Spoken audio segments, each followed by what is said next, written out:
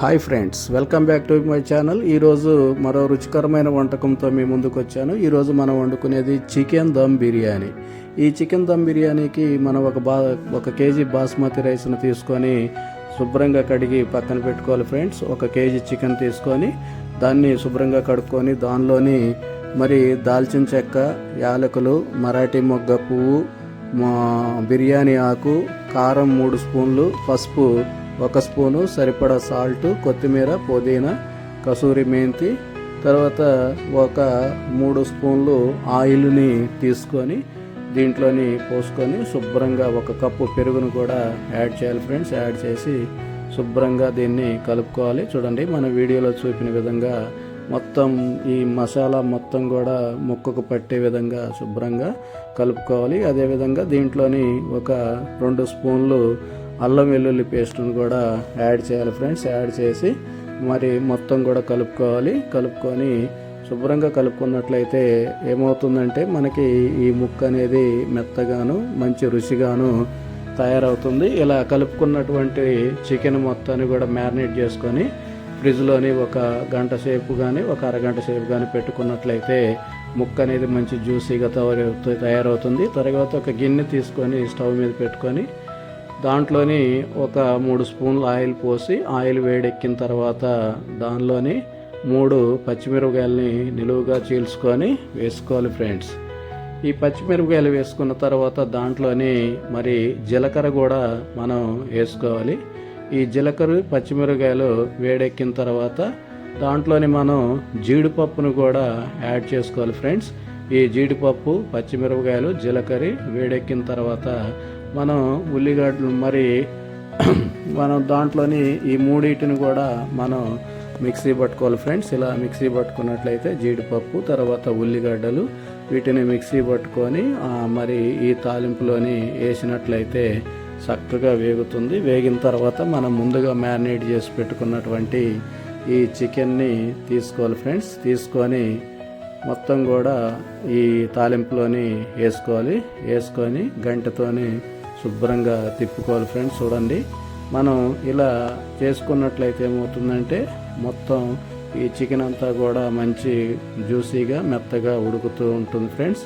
చూడండి, ఇలా తాలింపులో వేసుకొని ఆ చికెన్ని మరి లో ఫ్లేమ్లోని ఒక 5 నిమిషాలు, తర్వాత హై ఫ్లేమ్లోని ఒక 10 నిమిషాల పాటు ఉడకనివ్వాలి ఫ్రెండ్స్. ఇలా ఉడికినట్లయితే మొత్తం చికెన్ అనేది మెత్తగా ఉడుకుతుంది.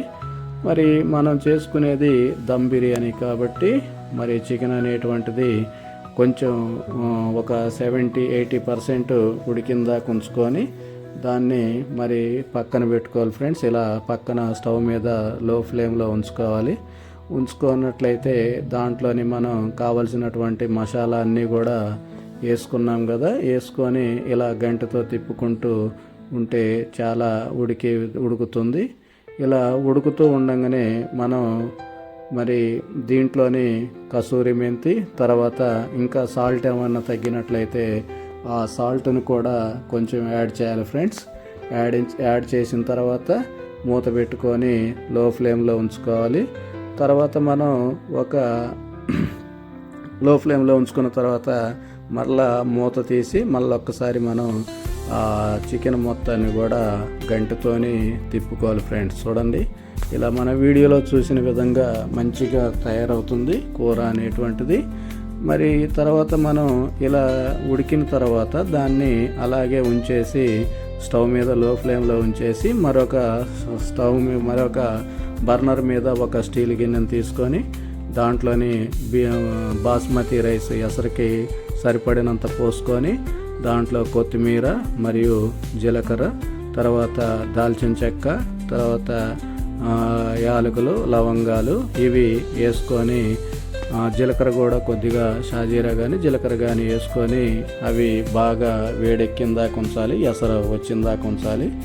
మరి ఎసరు వచ్చిన తర్వాత మనం నానబెట్టుకున్నటువంటి దీంట్లోనే ఇంకా మనం నిమ్మకాయ రసాన్ని కూడా పిండుకోవచ్చు ఫ్రెండ్స్. ఈ నిమ్మకాయ రసాన్ని పిండుకున్నట్లయితే మరి మనకి బిర్యానీ అనేది చాలా బాగుంటుంది. కొంచెం సాల్ట్, తర్వాత కొద్దిగా మసాలా పౌడర్ను కూడా దీంట్లోని వేసుకోవాలి ఫ్రెండ్స్. వేసుకున్న తర్వాత ధనియాల పౌడరు, మసాలా పౌడరు, వేసుకొని మొత్తం కూడా మరి ఎసరు వచ్చిన దాకా చూసుకోవాలి.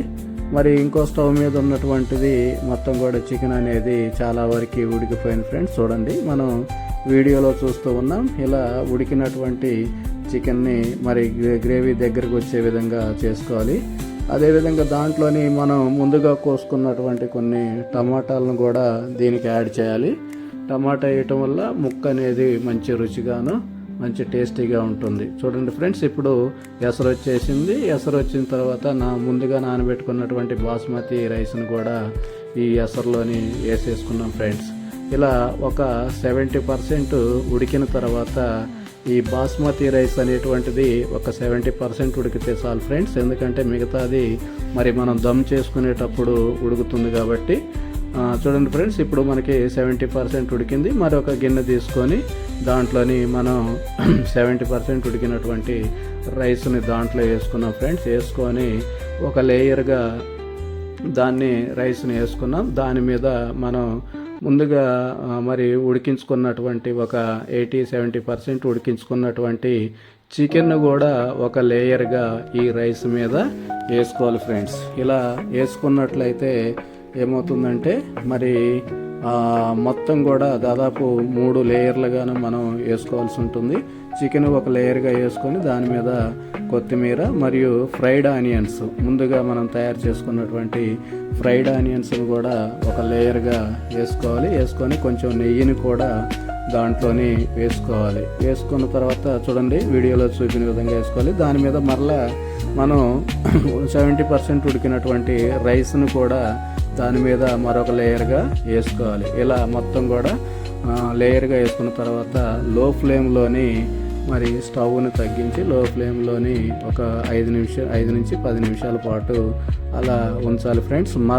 మరొక లేయర్గా మనం ఈ యొక్క కర్రీని, ముందుగా చేసుకున్నటువంటి చికెన్ కర్రీని కూడా మనం రెండోసారి మళ్ళా ఒక లేయర్గా వేసుకోవాలి.